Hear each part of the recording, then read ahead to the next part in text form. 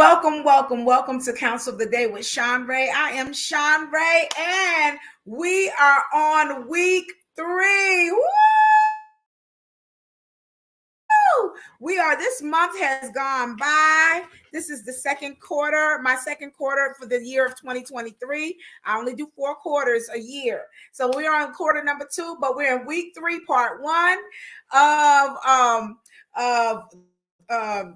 our subtopic this week is called a learn thing. It's a learn thing. So I'm Shanrae. This is an open platform. If you have any questions or you want to share any life scenarios, please feel free. And I will pause and I will give highlight to whatever you're saying. But again, welcome to Counsel Day with Shanrae. I'm Shanrae. I'm going to move on. I am. Let me read my website disclaimer. Okay. So please be aware that due to the nature of the technology I'm using, there can be no assurance of confidentiality when using this online service. It should also be noted that due to changes in policies that are applied, are to be used as advisory and informational only and will not constitute an official determination. Information provided by myself are subject to the limitations of current and available material. But the final responsibility for successfully achieving a goal rests with you, the individual. Information online is designed to be helpful. However, this information changes frequently, and it is recommended that you will consult another physician, another specialist, and or religious leader to aid you in your overall behavioral wellness. I am a degree counselor, and I did acquire my degrees from Ashford University. I have a dual degree, one in psychology, the other one in organizational management. And my great passion is bringing healing to people who have been through traumatic and stressful experiences. We all know that when we as people experience trauma, severe life stressors, it is not uncommon to feel like that our lives are unraveling. And so I like to help clients who, including children, adults, and family members, to find healthy perceptions of themselves and to strengthen their relationships so they can know themselves as peaceful, as complete, as whole, and as safe. All right, so let's move into our topic for this week, starting with part 1. I'm also a Christian counselor. So my scripture, let me magnify this, and then I'm going to go back.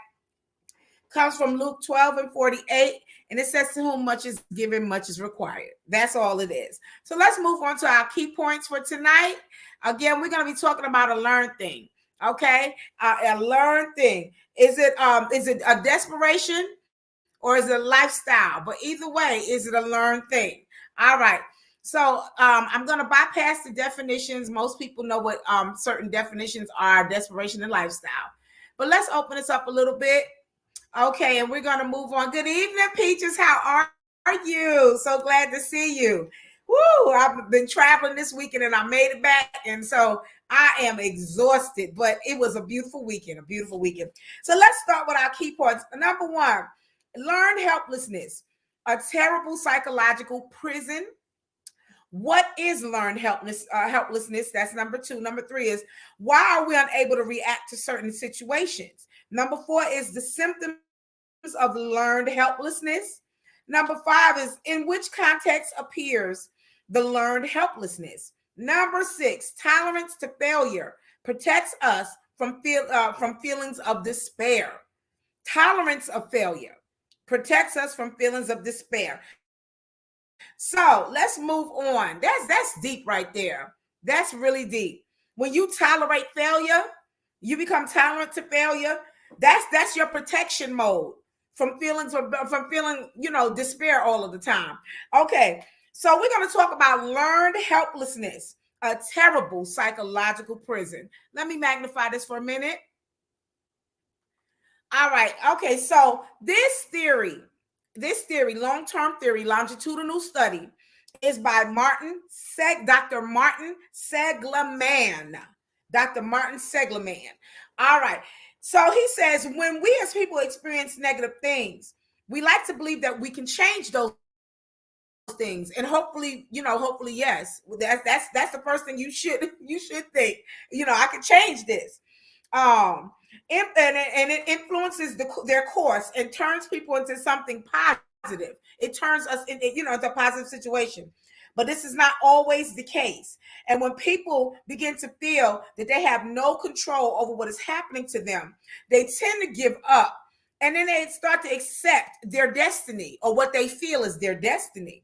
Okay, so it is what is also known as a learned helplessness or learned desperation, which is one of the worst things that can happen to anyone, anywhere. No one can protect themselves at that time. Then, when you just become, you get in that mindset where, okay, it doesn't matter. Why even try?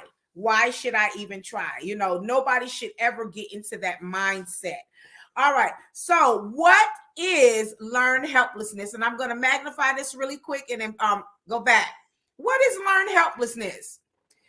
All right, so it's pretty long. This is pretty long, but it's descriptive, but it's really worth hearing. Learned helplessness is the belief that whatever we do will not get a different result. Okay, whatever we do, it's not going to get a different result. It's a brutal psychological prison that completely disconnects us from reality and blocks any possibility of liberation or freedom or change. Okay, so the worst thing is that the first learning will remain imprinted in our brains. So we know our foundational learning, whatever we saw growing up in our mother and our father's home, our parents' home, whoever raised us. We know that whatever we learned there, that's our first learning. This is what Dr.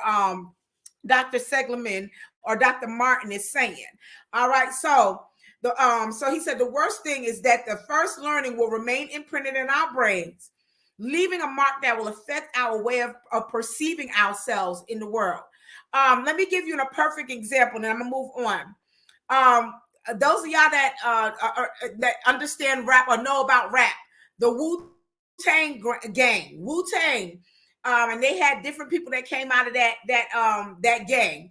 And you have Method Man and RZA, and then you had ODB, and which means Old Dirty Bastard.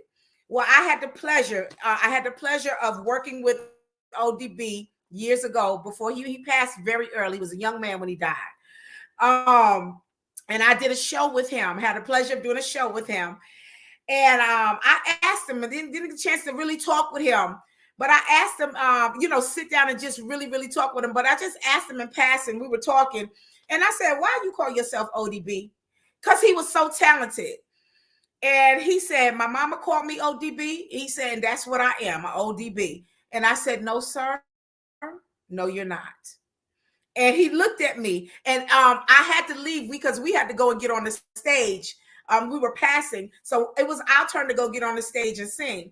But just that brief encounter with him, he said that his mother always called him growing up ODB.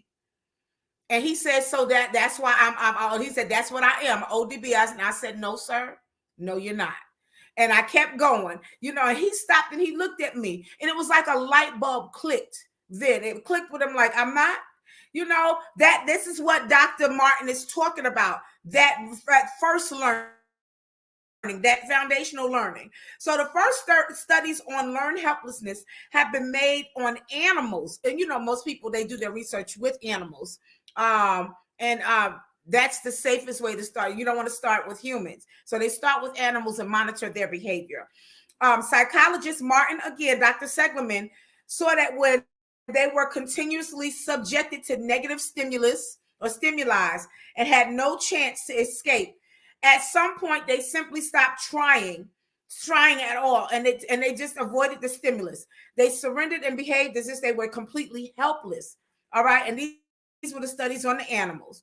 The worst thing is that when they were given the opportunity to escape, they did not take advantage of it because they had learned in the past that they could not escape.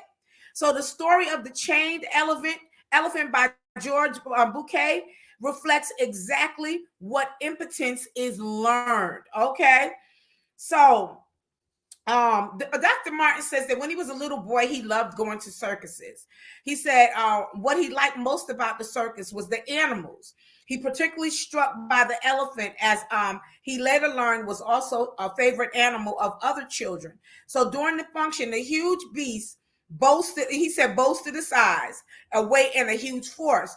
But after the performance, until shortly before returning to the cage, the elephant always remained, he said, tied to a small stake in the ground with a chain that held its legs.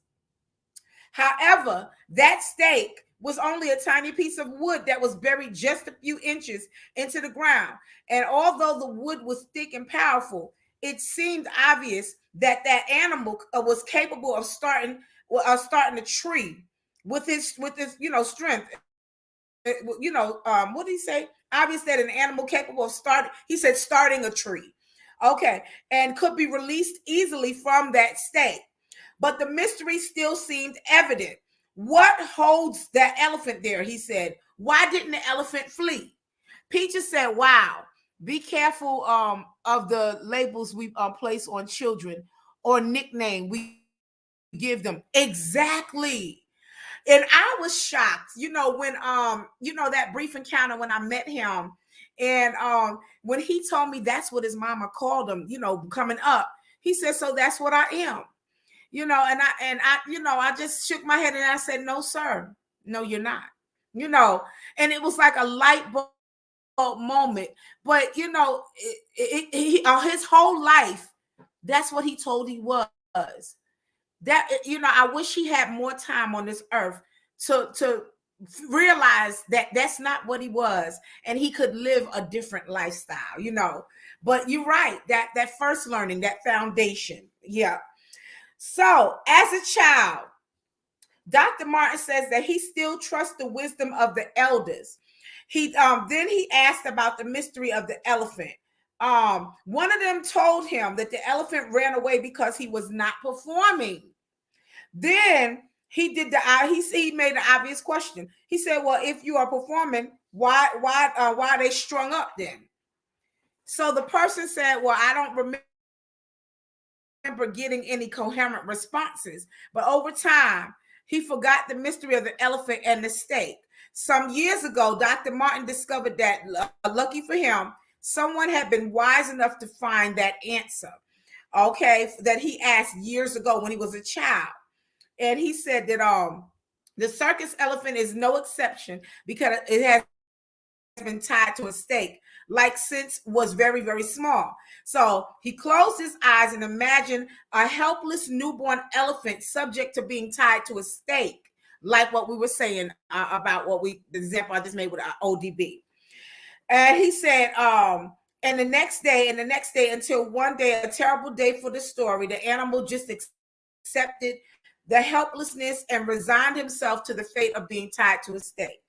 Undoubtedly, the learned helplessness is not exclusive to the animal kingdom.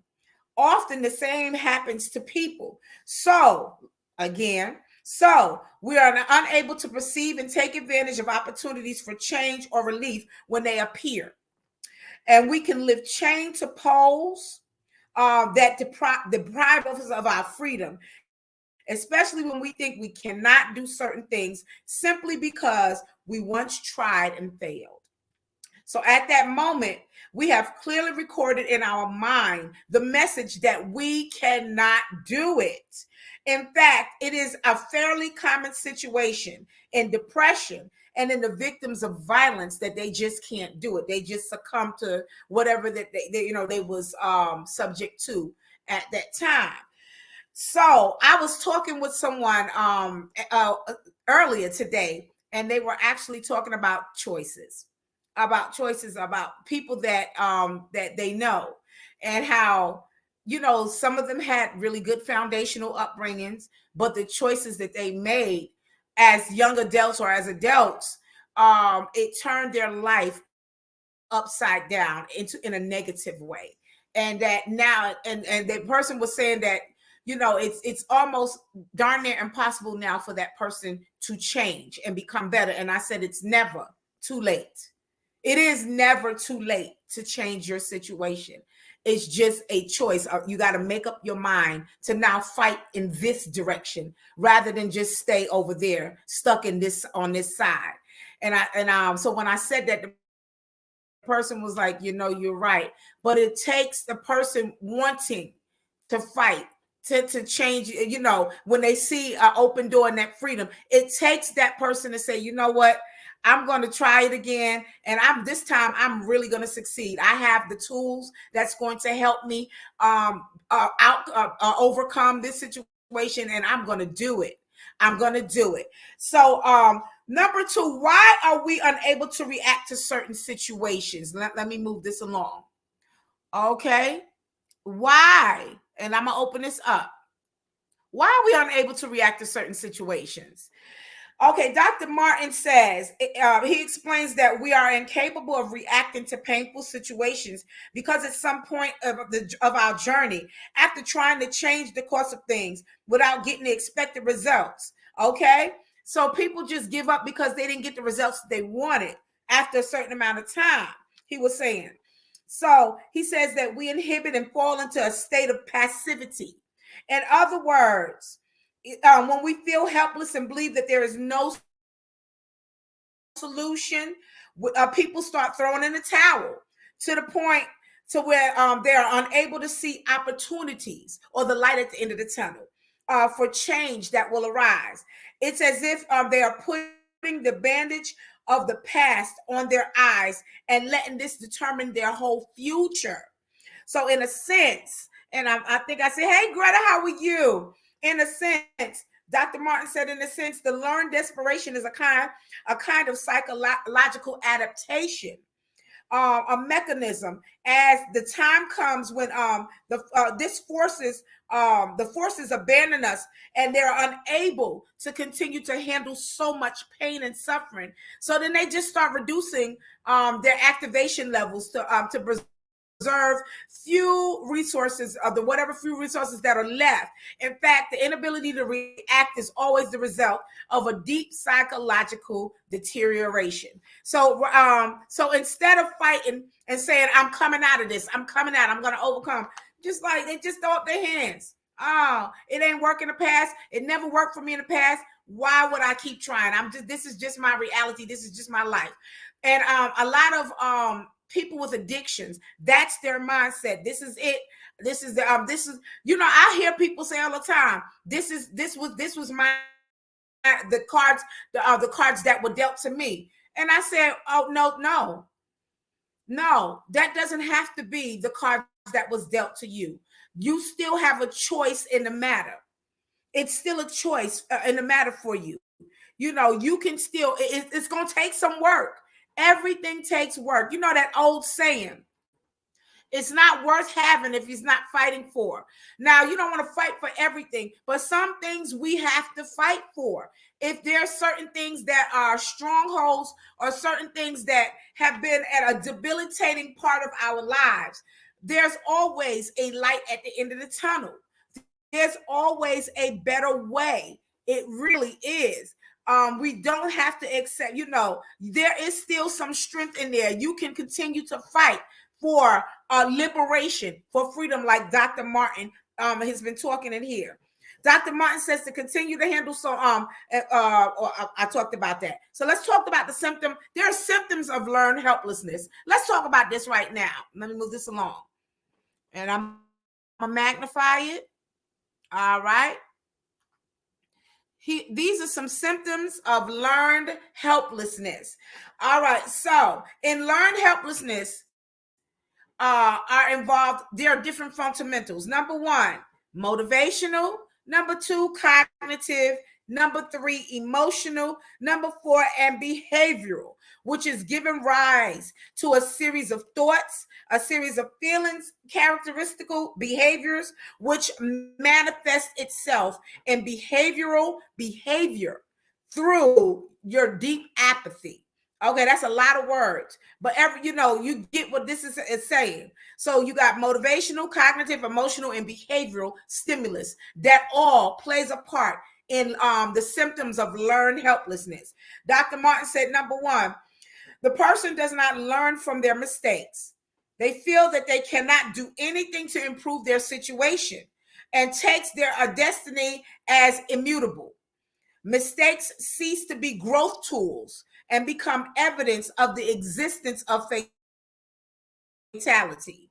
Okay, so how most people, we learn from our poor choices. People with learned helplessness and their symptoms, they're just like whatever. They just keep repeating the same stuff over and over again. Number two, the person falls into a deep depression, which and in despair, and develops a pessimistic vision of the world and of their world. They're convinced that they are incapable of coming out of that situation, and it can often feel like a leaf in the wind or a puppet of fate. Number three is that person does not make important decisions because they feel like they cannot change the course of their life and they have no control over their life at all. So they choose, or they close themselves in and passively undergo whatever circumstances that they actually, basically, you might as well say, put yourself in. Because after a while, it's the person, they begin to put themselves in the same situation over and over and over again.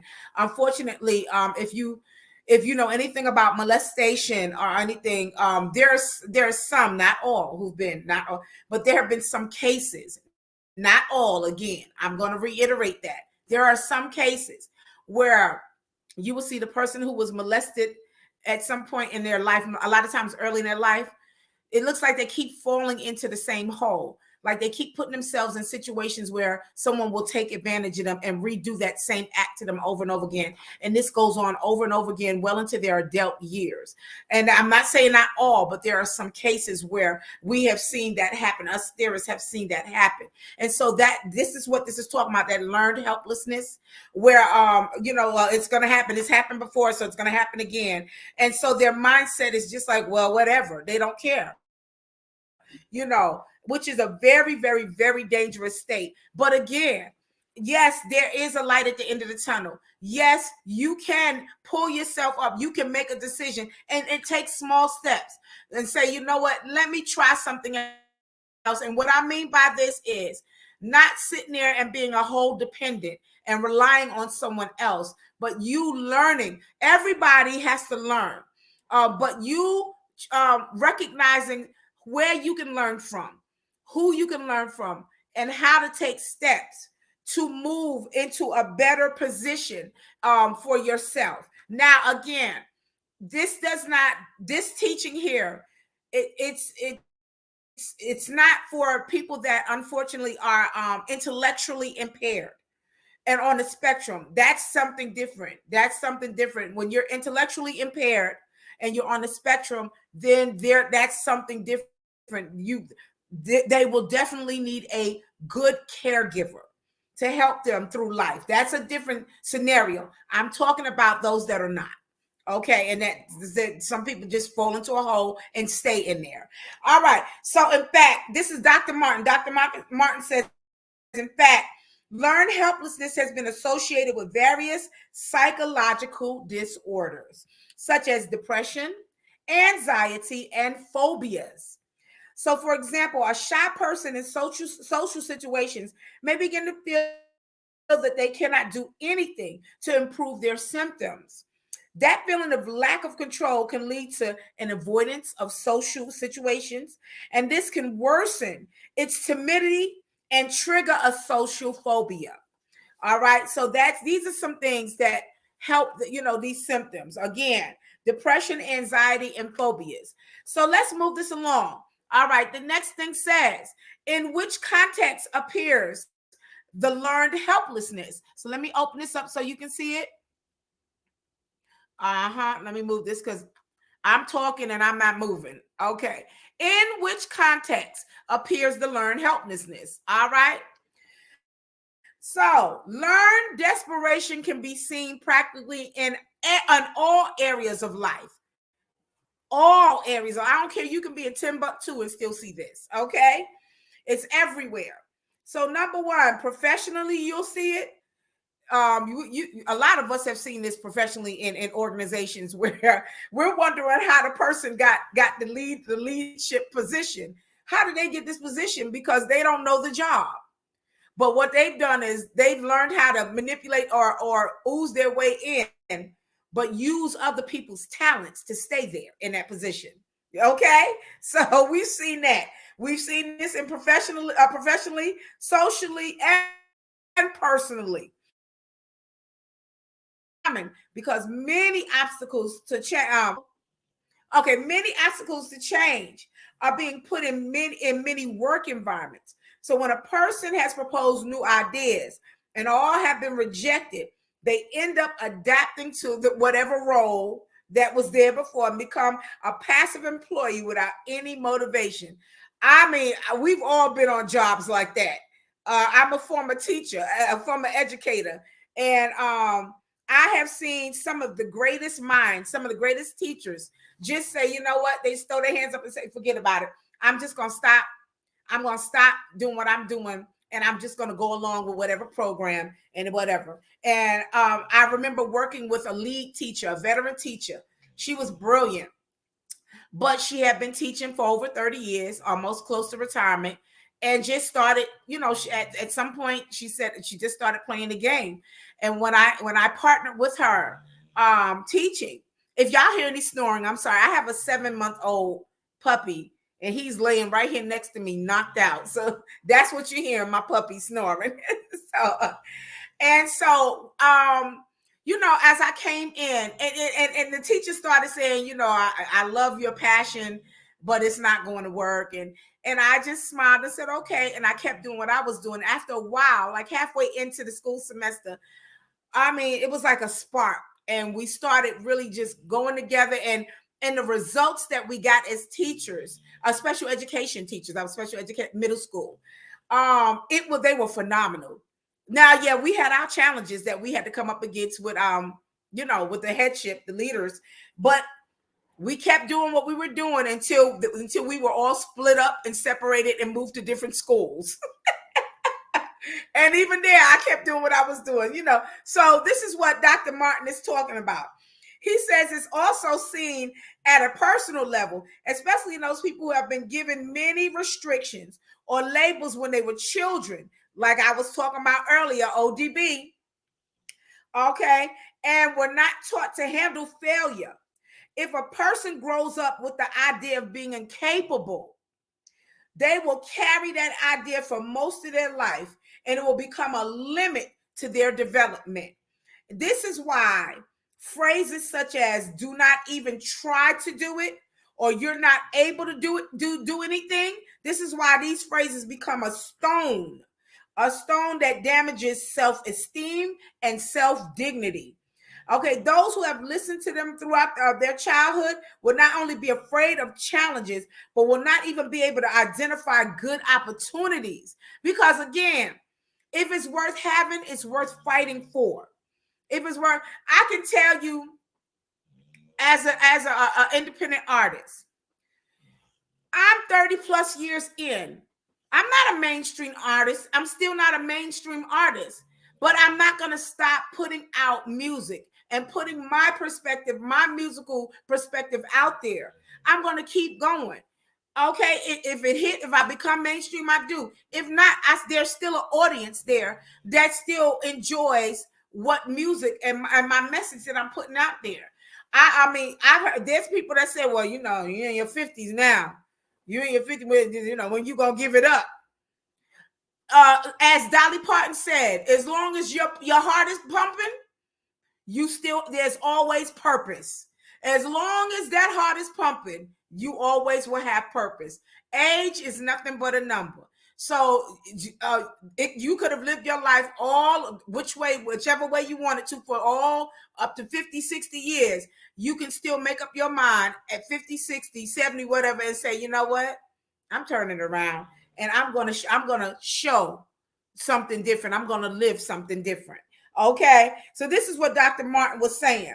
If you people hearing people tell you growing up, and it is hard to counteract or retrain your brain. You hearing growing up your whole life, don't even try to do it. You're not able to do anything.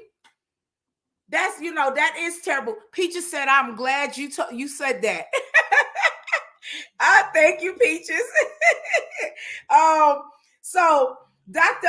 Martin says, of course, it also happens at a social level. So when it comes to the belief that do whatever we're doing, nothing will change.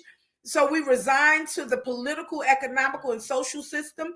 In fact, and saying better known evil than good, yet to know. And that's a serious phrase right there. Better known evil than good, yet to know. Wow, perfectly reflects the concept of learned helplessness.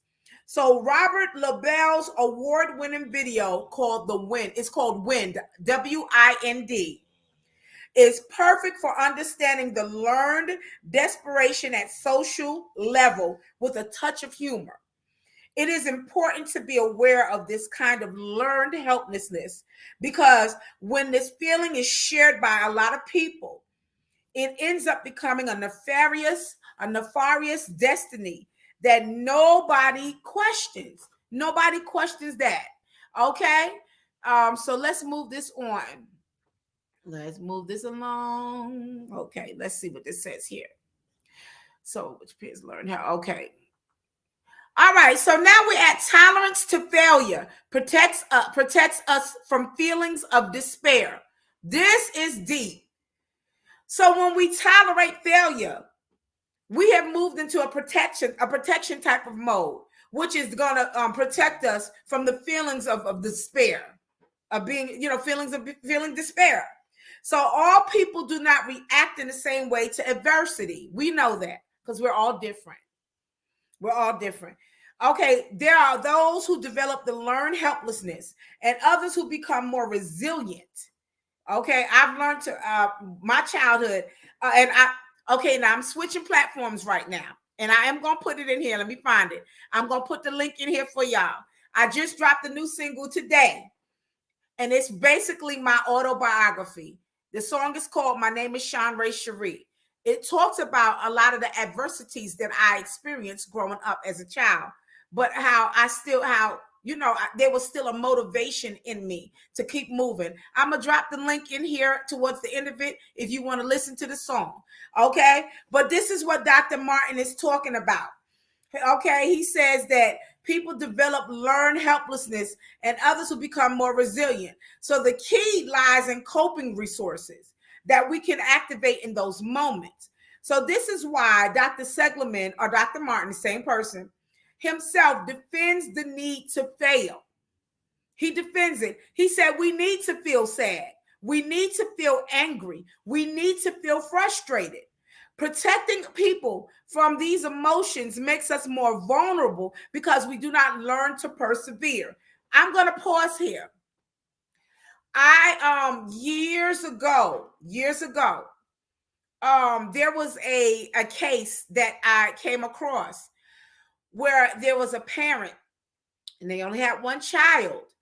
And so what they did is every time the child experienced some type of like Dr. Segman said, whenever they experienced sadness or fear or angry, that parent would move the child out of the school, move them to a different school, move them to this, that. I mean, the child just moved around, moved them out of this group here, moved in this, and it was really sad. I know that parent really was trying their best to feel like they were protecting the child.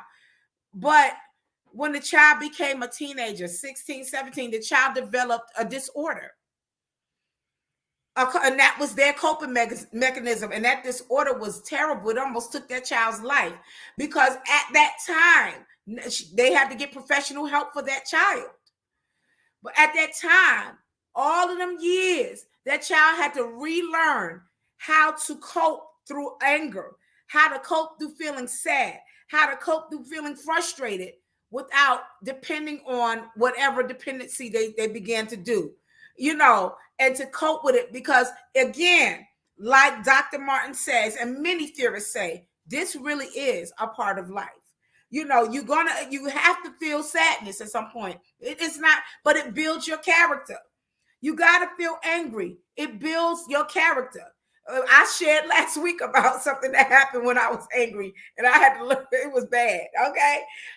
You got to feel frustrated. It teaches you how to manipulate, how to move through these situations. Okay. So protecting us from these emotions makes us more vulnerable because we do not learn how to persevere through them. The ability to be resilient is basically based on confidence in our ability to overcome adversity, and develops only when we have the ability to fight and become makers of our lives. Developing an internal locus of control is critical to resisting the worst challenges because it allows us to be aware of that. Although the circumstances do affect us, ultimately do not determine the course of the events though.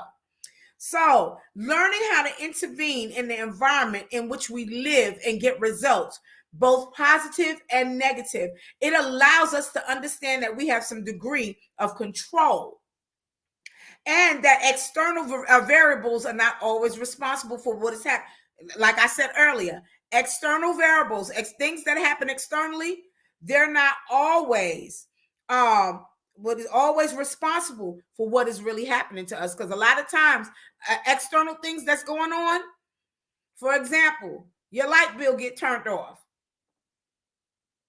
Now, if it happened because you were so swamped that it was just an oversight, a clear oversight, that's one thing.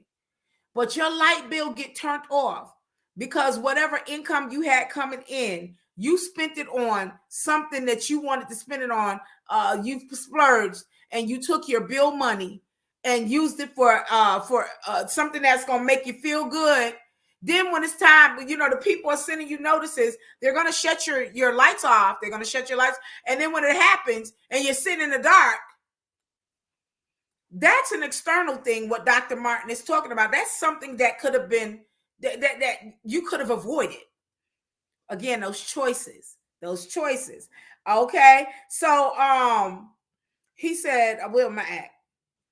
External, okay, happening to us. After all, we can always choose how we react to situations. Some people, even with that, they just learn how to live with candles. They learn how to live with candles. Well, I got candles and flashlights. Okay. All right. They become accustomed to that. Oh, well, it's happened to me before. So that's too uncomfortable for me. That is too, that's too uncomfortable for me. But like Dr. Martin says, some people get accustomed to it. They rather spend their money on party and drink and whatever like that. And then when it's time for the light bill to get paid, oh, well, my light's been shut off before. I got candles and light and flashlights. Oh, well, okay. All right. So Dr. Martin says that learned helplessness is not a life sentence, though. We must remember that nothing is eternal. Even if passing through a bad time, everything seems gray. Change occurs when we begin to become conscious, when we begin to rebuild our self-esteem and find a new meaning to your life so that you can grow gradually and recover in power. Okay. So Dr. Martin is a psychologist.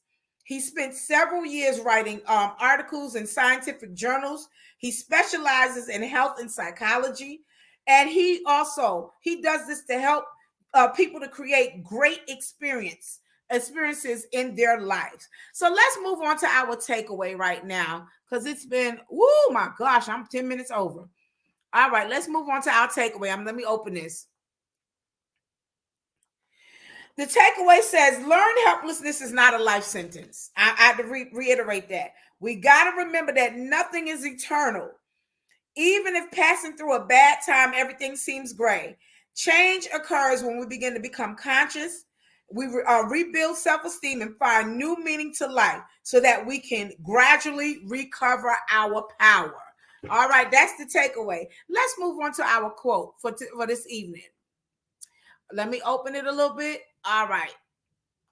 The quote says, it is hardly possible to build anything if frustration, bitterness, and a mood of helplessness prevails.